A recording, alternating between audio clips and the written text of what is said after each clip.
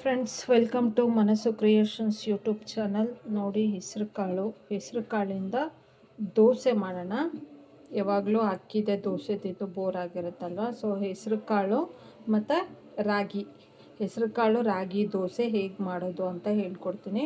Full over night ಇದನ್ನು ನೆನೆಸಿ ಇಡಬೇಕು. ನೈಟು ನೆನೆಸಿಟ್ರೆ ಬೆಳಗ್ಗೆ ಇನ್ಸ್ಟೆಂಟಾಗಿ ರುಬ್ಬಿ ಹಾಗೆ ಮಾಡ್ಬೋದು.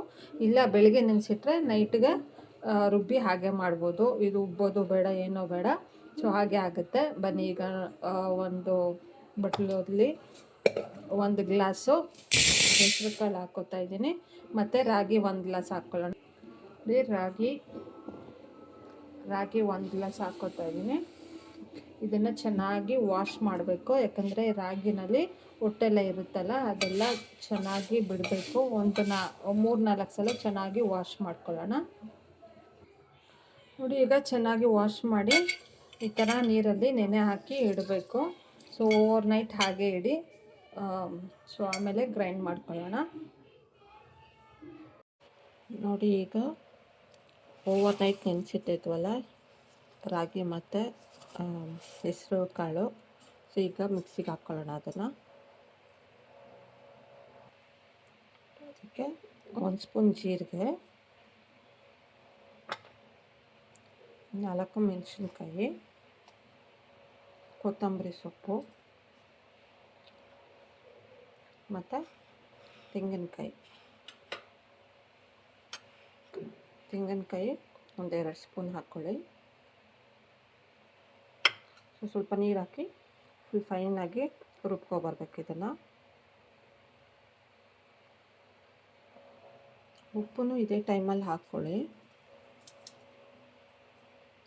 ಇಲ್ಲ ರುಬ್ಬಿದ ಮೇಲಾದರೂ ಹಾಕ್ಕೋಬೋದು, ಇದೇ ಟೈಮಲ್ಲಿ ಬೇಕಾದರೂ ಹಾಕ್ಕೋಬೋದು.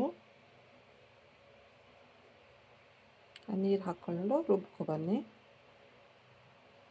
ನೋಡಿ, ರುಬ್ಬಿದ ಮೇಲೆ ಹೆಸರು ಕಾಳು ಮತ್ತು ರಾಗಿ ನೆನೆಸಿಟ್ಟಿದ್ವಲ್ಲ, ಸೊ ಅದಕ್ಕೆ ದೋಸೆ ಹಿಟ್ಟನ್ನು ಅದಕ್ಕೆ ರುಬ್ಕೊಳ್ಳಿ. ಮತ್ತು ಸ್ವಲ್ಪ ನೀರು ಹಾಕ್ಕೊಂಡು ಅಡ್ಜಸ್ಟ್ ಮಾಡ್ಕೊಳ್ಳಿ. ಬನ್ನಿ, ಈಗ ತವ ಮೇಲೆ ಹಾಕೋಣ. ಹೀಗೆ ತವ ಕಾದಿದೆ. ಈಗ ದೋಸೆ ಹಿಟ್ಟು ಮಾಡ್ಕೊಂಡಿದ್ವಲ್ಲ ಹಾಕೋಣ.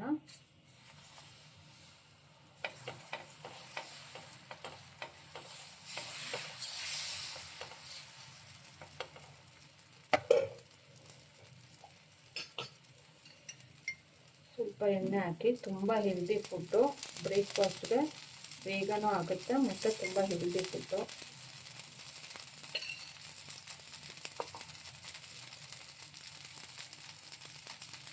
ಎರಡು ಕಡೆನೂ 1-2 ನಿಮಿಷ ಬೇಯಿಸ್ಕೊಳ್ಳಿ.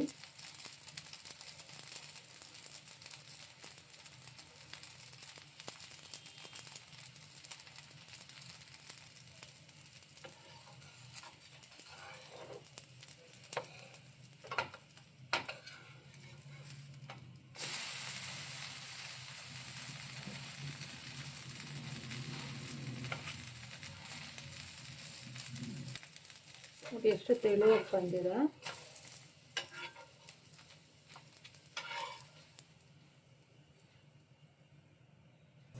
ನೋಡಿ, ದೋಸೆ ರೆಡಿಯಾಗಿದೆ. ರಾಗಿ ದೋಸೆ, ಹೆಸರು ಕಾಳು. ಸೊ ಇದಕ್ಕೆ tomato chutney super combination. Next ವಿಡಿಯೋದಲ್ಲಿ ಟೊಮೆಟೊ ಚಟ್ನಿ ಹೇಗೆ ಮಾಡೋದು ಅಂತ ಹೇಳ್ಕೊಡ್ತೀನಿ ನಿಮಗೆ.